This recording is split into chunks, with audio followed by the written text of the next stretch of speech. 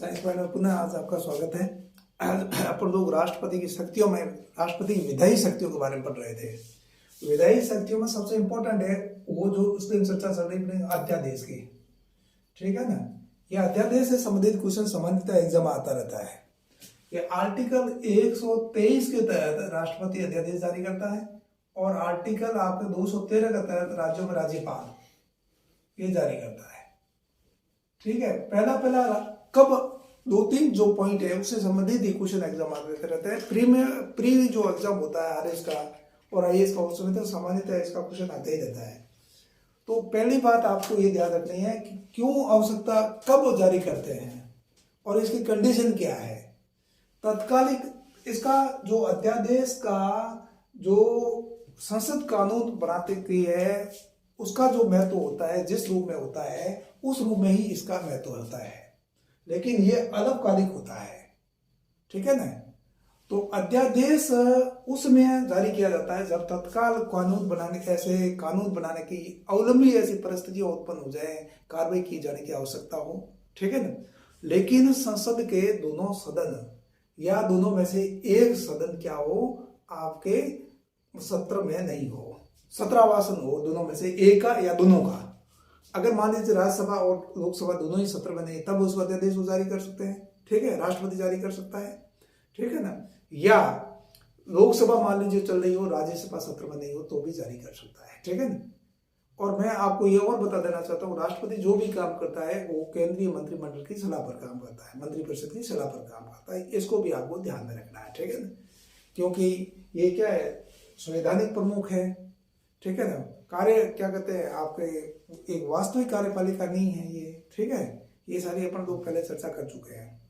और दूसरा जो क्वेश्चन पूछता है कब जारी होता है, इससे संबंधित स्टेटमेंट दे देते हैं कि, और दूसरा ये पूछ लेते हैं कि अधिकतम कितने समय तक, तो अधिकतम 6 महीने और 6 सप्ताह तक, ये मैंने आपको पहले बता दिया है।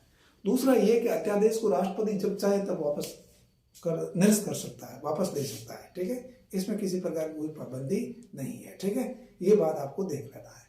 अध्यादेश है ना, ये कोई संसद के समांतर कहने क्या कहते हैं ये कार्रवाई नहीं है। क्यों नहीं है? क्योंकि संसद के दोनों सत्र या दोनों में से एक सत्र जब है वो सत्र में नहीं हो तभी ये जारी किया जाता है, ठीक है ना। क्योंकि कानून बनाने के लिए दोनों सदनों का सत्र में होना आवश्यक है। इसी प्रकार राज्य में अगर विधायिका है, विधानसभा या जिनमें आपके क्या कहते हैं विधान परिषद है, दोनों ही है तो दोनों में से एक, और नहीं तो विधानसभा अगर सत्र में नहीं है तब राज्यपाल आर्टिकल 213 के तहत आपके अध्यादेश जारी कर सकता है, ठीक है। ये चीज अपन लोगों ने कल पढ़ी। दूसरी चीज अपन ने ये पढ़ी कि संसद कोई भी कानून बनाती है, ठीक है ना। संसद में राष्ट्रपति भी शामिल होता है, तो दोनों सदन कानून पारित करके और भेजते हैं किसके पास, राष्ट्रपति के पास, ठीक है ना। तो राष्ट्रपति के हस्ताक्षर से ही वो क्या कानून अंतिम रूप से बन पाता है, ठीक है ना। उसमें राष्ट्रपति क्या करता है, आपके हस्ताक्षर कर भी सकता है और करने से क्या कर सकता है, मना भी कर सकता है, मतलब वापस भी लौटा सकता है, ठीक है ना। ये आर्टिकल 111 में ये प्रावधान है, ठीक है ना। लेकिन एक ये भी है, बहुत सारे जो संविधान विशेषज्ञ है उनका ये मानना है कि आर्टिकल 111 के तहत जो संसद कानून बनाती है, ठीक है ना, उसको राष्ट्रपति वापस नहीं लौटा सकता है। जैसे लाभ के पद से संबंधित जो था बिल, लाभ के पद से संबंधित बिल 2006 में राष्ट्रपति एपीजे अब्दुल कलाम ने वापस लौटाया था। बहुत सारे लोगों का ये मानना था कि ये सुविधा सम्मत नहीं है, ठीक है।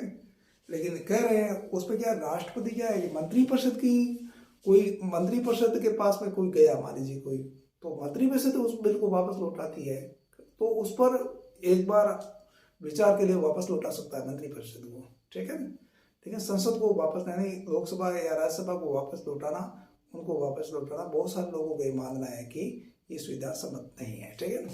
ये बात है, ये लाभ के पद से संबंधित राष्ट्रपति एपीजे अब्दुल कलाम ने लौटाया था। दूसरा राज्यपाल है, मान लीजिए एक बार राष्ट्रपति ने लौटा दिया वापस, तो दोबारा वापस लौटा देगा तो राष्ट्रपति को उस पर साइन करने पड़ेंगे, तो फिर दोबारा नहीं दोबारा लौटा सकते। लेकिन राज्य विधानसभा से संबंधित कोई बिल है जिसको राष्ट्रपति के लिए आरक्षित कर देता है कौन, राज्यपाल। राष्ट्रपति के पास भेजता है तो वो तो या तो क्या कर देगा, वापस लौटा देगा या साइन कर देगा या वहां रहने देगा, जो भी है। लेकिन अगर वो वापस लौटा दे राज्यपाल को, राज्यपाल विधानसभा के पास भेज दे और फिर भी विधानसभा वापस भेज दे उसको राष्ट्रपति के पास में, तो राष्ट्रपति उसको स्वीकृत करने के लिए बाध्य नहीं है। लेकिन संसद या वापस भेज देगी, मंत्रिपरिषद कोई वापस भेजती है तो उसको स्वीकृत करने के लिए, उस पर साइन करने के लिए राष्ट्रपति बाध्य है। ठीक है, इसको आपको ध्यान से रखना है। एक विधायी शक्ति में यह है, राष्ट्रपति कैग है, यूपीएससी है, ठीक है, वित्त आयोग है, इनकी रिपोर्ट को संसद के समक्ष रखवाता है। ठीक है, कैग की जो रिपोर्ट होती है, राज्यों से संबंधित जो रिपोर्ट होती है, वो कैग किसके पास भेजता है, राज्यपाल के पास। राज्यपाल विधानसभा में रखवाता है उसे। ठीक है ना, और संसद की होती है वो केंद्र की सरकार की होती है, वो किसके पास भेजता है, राष्ट्रपति के पास। राष्ट्रपति किसमें रखाता है, संसद के समक्ष रखवाता है इस रिपोर्ट को। ठीक है, इसी प्रकार आरपीएससी है, यूपीएससी है, यूपीएससी की जो एनुअल जो रिपोर्ट होती है उसको राष्ट्रपति संसद के समक्ष रखाता है। ठीक है, वित्त आयोग, ये बहुत इंपॉर्टेंट है। केंद्रीय वित्त आयोग होता है ना, इसके ऊपर चर्चा पहले की गई थी। आर्टिकल 280 के तहत ये गठन किया जाता है इसका। ठीक है, इसके क्या काम है, इसका काम ये है, सीधी सीधी भाषा में ये है कि जो रेवेन्यू प्राप्त होता है उसको केंद्र और राज्यों में किस अनुपात में बांटा जाएगा, नंबर 1। ठीक है, दूसरा, राज्यों और राज्यों में किस प्रकार बांटा जाएगा। मान लीजिए उत्तर प्रदेश की जनसंख्या बहुत अधिक है ना, और सिक्किम की जनसंख्या कम है, तो सिक्किम और उत्तर प्रदेश में समान थोड़ी बांटेंगे। तो ये अनुपात क्या होगा, जैसे राजस्थान का क्षेत्रफल बहुत अधिक है, ठीक है, उत्तर प्रदेश की तुलना में जनसंख्या 1/3 के करीबन है, तो इनमें समान नहीं बांटेंगे। किस अनुपात में उसका रेवेन्यू का बंटवारा होगा। और अन्य जो अनुदान आर्टिकल 275 के तहत दिए जाते हैं वो कैसे दिए जाएंगे, इससे संबंधित सिफारिश है वो करने के लिए ये वित्त आयोग का गठन किया जाता है। इसकी रिपोर्ट को भी किसके समक्ष रखवाता है, आपके संसद के समक्ष रखवाता है। ये काम करता है राष्ट्रपति। ठीक है, और ये मुख्य अपनी विधायी शक्तियों की अपने बात की थी। उसके बाद में अपन लोग देखेंगे इसकी वित्तीय शक्तियां। ठीक है ना, अब वित्तीय शक्तियों में नंबर 1 आपका धन विधेयक होता है ना, वो राष्ट्रपति की पूर्व अनुमति से किस में रखा जाता है, आपके संसद के समक्ष रखा जाता है। कोई भी अनुदान की मांग होती है वो भी राष्ट्रपति की पूर्व अनुमति से ही संसद के समक्ष रखी जा सकती है। राष्ट्रपति की पूर्व अनुमति के से संसद के समक्ष, पूर्व अनुमति नहीं ली है तो इसे संसद के समक्ष नहीं रखा जा सकता। ठीक है, ये वित्तीय शक्तियां राष्ट्रपति का विशेष। एक आर्टिकल 212 आर्टिकल 112 में क्या है, एक बजट होता है जिसको अपन लोकप्रिय भाषा में बजट कहते हैं, लेकिन संसद ये जो संविधान में बजट शब्द का उल्लेख नहीं हुआ है, ये भी यूपीएससी ने क्वेश्चन पूछ रखा है। ठीक है ना, तो आर्टिकल 112 में क्या होता है, एनुअल फाइनेंशियल रिपोर्ट कहते हैं, स्टेटमेंट, एनुअल फाइनेंशियल क्या कहते हैं, स्टेटमेंट, यानी वार्षिक वित्तीय वक्तव्य। ठीक है, उसको क्या बजट क्या बोलते हैं, वार्षिक वित्तीय वक्तव्य यानी एनुअल फाइनेंशियल स्टेटमेंट। इसको किसके समक्ष रखता है, संसद के समक्ष रखता है कौन, राष्ट्रपति। ठीक है, समझे भी नहीं, ये सारा का सारा जो काम होता है राष्ट्रपति के नाम से ही होता है। रखते करते दूसरे हैं, सब तो राष्ट्रपति कर नहीं सकता है। ठीक है, सारा का सारा इसलिए। और ये अपन बात कर दी। और वित्त आयोग का गठन की अपन चर्चा कर चुके हैं। ठीक है ना, गठन करता है, ये भी उसकी वित्तीय शक्ति है। राष्ट्रपति क्या करता है, भारत की आकस्मिक निधि से किसी अर्धस्य व्यय हेतु अग्रिम भुगतान की व्यवस्था कर सकता है। ठीक है, ये भी उसको पावर, वित्तीय पावर है। और न्यायिक शक्तियां, राष्ट्रपति की न्यायिक शक्तियों में पहला है, अपन इसकी खूब चर्चा कर चुके हैं, सर्वोच्च न्यायालय और हाई कोर्ट के न्यायाधीशों की नियुक्ति। ठीक है ना, अब कोलिजियम व्यवस्था आ गई, लेकिन अंतिम जो काम है राष्ट्रपति के हस्ताक्षर से होता है। ठीक है, ये इसकी न्यायिक शक्तियां हैं। दूसरा, हाईकोर्ट के जो न्यायाधीश होते हैं ना, उनका हस्तांतरण एक न्यायालय से दूसरे न्यायालय में। ठीक है, उच्च न्यायालय के न्यायाधीशों का हस्तांतरण एक उस न्यायालय से दूसरे उच्च न्यायालय में किसकी सहायता से किया जाता है, कौन करता है, राष्ट्रपति करता है। ठीक है, और मैंने ये भी कहा था कि सुप्रीम कोर्ट में कितने न्यायाधीश होंगे। अब कितने सुप्रीम कोर्ट न्यायाधीश, 33+1 है। और राजस्थान हाईकोर्ट में 50 है, ये क्वेश्चन आता रहता है एग्जाम में।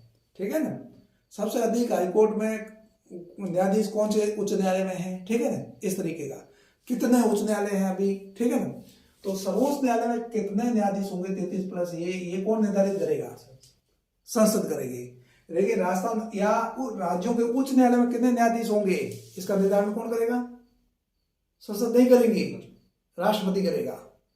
उच्चतम न्यायालय में कितने न्यायाधीश होंगे इसका निर्धारण संसद करेगी। मैंने बात बताया था कि सर्वोच्च न्यायालय की सर्वोच्चता को बनाए रखने के लिए, स्वतंत्रता को बनाए रखने के लिए क्या प्रावधान किए गए थे, तो उसमें ये भी है, ठीक है ना।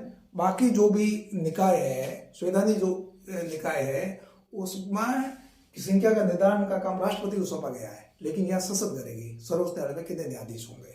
लेकिन उच्च न्यायालय में कितने न्यायाधीश होंगे उसका निर्धारण राष्ट्रपति करेगा, ठीक है। तो ये राष्ट्रपति की न्यायिक शक्ति हो गई, ठीक है ना। और हस्तांतरण एक उच्च न्यायालय से दूसरे उच्च न्यायालय में, ठीक है ना। एक बहुत इंपॉर्टेंट, इसका क्वेश्चन एग्जाम आता ही रहता है, आर्टिकल 143, ये बहुत ही इंपॉर्टेंट है। तो आर्टिकल 143 के तहत राष्ट्रपति कोई भी विधेयक जो परामर्श है वो उच्चतम न्यायालय से ले सकता है, ठीक है ना, समझी बात हो। हाँ, कोई भी राय ले सकता है संवैधानिक मामले, कानूनी मामले की, ठीक है ना।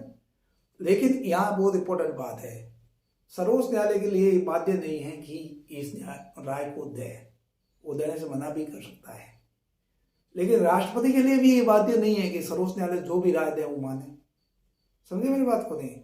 तो ये राष्ट्रपति का क्या हो गया, आपके न्यायिक शक्ति हो गई एक तरीके का, ठीक है ना। बहुत सारे मामले ऐसे थे जिसमें उच्चतम न्यायालय ने राय देने से मना भी कर दिया, और राष्ट्रपति अगर न्याय दे दे रहा है तो माने कि राष्ट्रपति बाध्य नहीं है। आर्टिकल 143 है ना, ये बहुत इंपॉर्टेंट है, ठीक है। और राष्ट्रपति को ये भी न्यायिक शक्ति है, राष्ट्रपति के समाधान की जो शक्तियां हैं, आर्टिकल कितने हैं, आर्टिकल 72 में है, ठीक है ना, उसमें अपन पढ़ेंगे, ठीक है ना। समाधान की शक्तियां किसमें है, आर्टिकल 72 में, ठीक है, 72 में, ठीक है ना। तो उसमें अपन पढ़ेंगे। तो कोई अपराध दोषी सिद्ध व्यक्ति है, कोई अपराधी है, तो उसके लिए दंडादेश को कम कर सकता है, माफ कर सकता है, निलंबित कर सकता है, या दूसरे रूप में परिवर्तित कर सकता है। जैसे मान लीजिए किसी को फांसी की सजा है तो उम्र कैद में कर दें, ठीक है, उम्र कैद की कोई सजा है तो उस सजा को कम कर दें, ठीक है, उसको क्षमा भी कर सकता है। ये शक्तियां आर्टिकल आपके 72 में समाधान की शक्ति राष्ट्रपति को उपलब्ध है, और उसमें अपन उसको दोबारा चर्चा करेंगे, ठीक है। एक बात हो गई है। इसके बाद राष्ट्रपति की और शक्तियां हैं आपके कूटनीतिक शक्ति, ठीक है। अंतर्राष्ट्रीय कूटनीतिक शक्तियों में मतलब ये होता है, अंतर्राष्ट्रीय जो संधियां की जाती है वो राष्ट्रपति के नाम से की जाती है, ठीक है ना। और लेकिन इस वो जो भी संधियां होती है उसके लिए संसद का क्या कहते हैं, अनुमोदन आवश्यक है, ठीक है ना। एक काम ये हो गया। और उसके बाद में क्या करता है, वो राजदूत है जो विभिन्न देशों में भारत सरकार द्वारा नियुक्त किए जाते हैं, और उनकी नियुक्ति कौन करता है, राष्ट्रपति करता है, ठीक है। लेकिन कॉमनवेल्थ में जो होते हैं राजदूतों का नाम होता है उच्चायुक्त, ठीक है ना, उनकी भी नियुक्ति, उच्चायुक्त राजदूत का मतलब वहां नाम चेंज हो जाता था, उनकी भी नियुक्ति कौन करता है, राष्ट्रपति। दूसरे जो भी है, दूसरे देशों के राजदूत जो भारत में नियुक्त किए जाते हैं, तो वो अपना परिचय का राष्ट्रपति को प्रस्तुत करते हैं, राष्ट्रपति वहां उनका स्वागत करता है, ठीक है, सारा यही काम होता है, ठीक है। ये सारा राष्ट्रपति की कूटनीतिक शक्तियां प्राप्त है, ठीक है।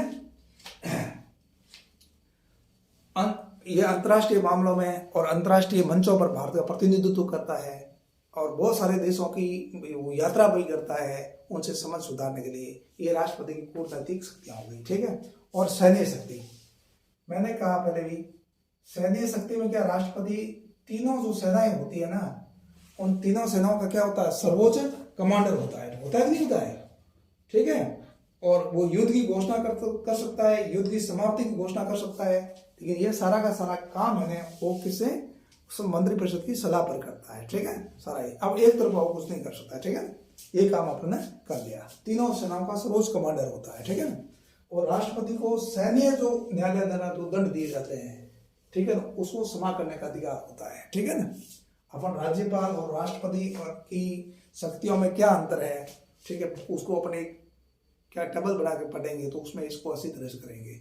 एक अपन टेबल उपराष्ट्रपति को पढ़ देंगे, राष्ट्रपति पढ़ने के बाद उन दोनों को कंपेयर करेंगे, तो उसमें आपको बहुत अच्छी तरह से समझ बैठ जाएगा। एक आपातकालीन शक्तियां, मैंने कहा था कि भाग 18 में आपने पढ़ा होगा, भाग 18, ठीक है, क्यों भाई, भाग 18 में आर्टिकल 352 आपातकालीन प्रावधान है, 352, 356 और 360। इसको आपातकालीन प्रावधान हम अपन अलग से पढ़ेंगे, ठीक है। तो उसमें क्या होता है, राष्ट्रपति को आपातकालीन शक्तियां प्राप्त होती है, ठीक है। वो राष्ट्रीय आपातकाल लागू कर सकता है इसमें 352 के तहत, ठीक है ना। 56 में राष्ट्रपति शासन, और वित्तीय आपातकाल 360 में। लेकिन ये सारा का सारा काम पहले ही बता दिया आपके किसके थ्रू होता है, आपके मतलब ये कि मंत्रिपरिषद की सलाह पर, ठीक है ना। इसको अपने को ध्यान रखना है इसको। तो राष्ट्रपति की ये शक्तियां आपके मुख्य मुख्य हो गई। एक तो आपकी कार्यपालिका शक्ति, विधायी शक्ति, लेकिन उसमें क्या होता है, प्री में तो कोई समस्या नहीं है, लेकिन मेंस में क्या करते हैं, राष्ट्रपति की विधायी शक्तियों की बात करते हैं, ठीक है। तो विधायी शक्तियों की बात करते हैं तो लोग लिख देते हैं क्या, कार्यपालिका शक्तियां उस पर लिख देते हैं, तो वो पूरा गलत हो जाता है, ठीक है। विधायी शक्तियां मतलब कानून के निर्माण में राष्ट्रपति की क्या शक्तियां हैं उसको अपने को चर्चा करनी होती है, ठीक है। और इसी प्रकार से ये जो वित्तीय शक्तियों में बहुत इंपॉर्टेंट है, पहले आपको ये ध्यान रखना चाहिए, मुख्य एक साथ जोड़ करके धन विधेयक है, धन विधेयक की परिभाषा आर्टिकल 110 में है, ठीक है ना। धन विधेयक हो गए, अनुदान हो चाहे लेखा अनुदान हो, इनका जब पेश करेंगे संसद को तो राष्ट्रपति की पूर्व अनुमति से, ठीक है ना। दूसरा ये है कि नए राज्यों का निर्माण है, हालांकि इससे संबंधित नहीं है, वो भी राष्ट्रपति की पूर्व अनुमति से ही पेश किया जाएगा, ठीक है ना। तो ये एग्जाम में पूछ लेते हैं निम्नलिखित में किसकी राष्ट्रपति की पूर्व अनुमति आवश्यक है इसको संसद में पेश करने से पूर्व, तो इसको ध्यान रखना है। आज अपन इतना ही करेंगे। राष्ट्रपति की शक्तियां हैं इसको ध्यान रखना है। आर्टिकल विशेष रूप से 143 और अध्यादेश, ठीक है। अध्यादेश का क्वेश्चन सामान्यतः आता ही रहता है और आर्टिकल 143 का क्वेश्चन भी खूब आता है। और वित्तीय शक्तियों में ये ध्यान रखना है कि कौन सा मतलब क्या है, राष्ट्रपति की पूर्व अनुमति से पेश किया जाता है, बिल कोई भी होता है तो, है ना। और इसके साथ में आपातकालीन प्रावधान है। आपातकालीन प्रावधान अपन पहले भी पढ़े हैं, आगे आपातकालीन प्रावधान और भी आगे अपन पढ़ेंगे, उसमें उसको बेहतर ढंग से देख पाएंगे, ठीक है। और मैंने ये भी बताया था कि आर्टिकल 356, ठीक है, और 365, ठीक है, और 355 में क्या संबंध है, बताया नहीं बताया उसमें, है ना। इसको आगे और भी अपन लोग दोबारा करेंगे। 355 में क्या, राज्य के केंद्र के सरकार के संघ के 2 कर्तव्य है। क्या कर्तव्य है, वो राज्य की सुरक्षा करेगा, चाहे आंतरिक और बाह्य हो, ठीक है, खतरा हो तो। दूसरा क्या काम करेगा, ये भी सुनिश्चित करेगा कि राज्य की जो सरकार है वो संवैधानिक प्रावधानों के अनुसार चल रही है नहीं चल रही है, ठीक है। ये काम 355 में है। 365 में क्या है, केंद्र कोई भी निर्देश दे सकता है, ठीक है ना। अगर केंद्र निर्देश दे राज्य सरकार उसका पालन नहीं करे या पालन करने में विफल हो जाए, इसका मतलब क्या है, वहां संवैधानिक तंत्र विफल है, ठीक है ना। तो इन तीनों को ध्यान रहे, इसका क्वेश्चन एक एग्जाम में आता ही है इनसे, तो इस तरीके से इसको देखना है। आज नहीं, ओके, कल आगे देखते हैं, ठीक है ना।